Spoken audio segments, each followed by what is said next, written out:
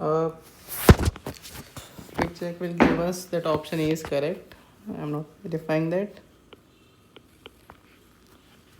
And also notice that in matrix E, R3 equals to 3R2 plus 2R1, which means that determinant of E is 0, and as determinant of P is not 0, it won't matter. Now option A, we had determinant F is also 0. That means option C is incorrect because determinant of EF is 0 and determinant, so 0 is not greater than 0, 0 is equals to 0, so C's option is incorrect. For A option, we have EQ, determinant of EQ is 0, determinant of PF Q inverse is 0, then 0 plus 0 is RHS, which is 0, LHS PF Q inverse is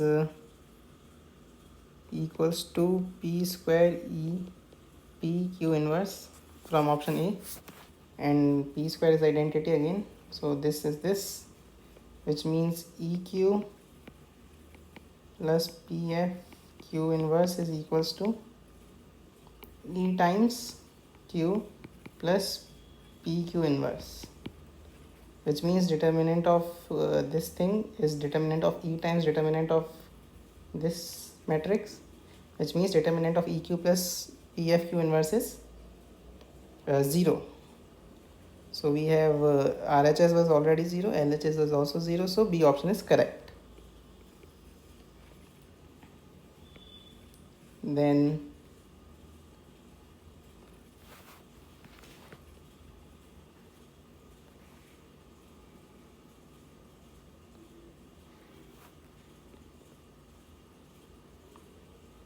as P square is identity, P inverse is P, so we have PEP plus F and E plus PEP,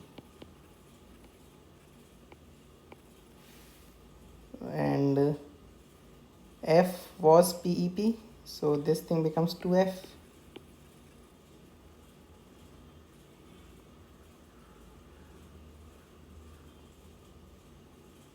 this becomes 2E, no sorry, this becomes E plus F,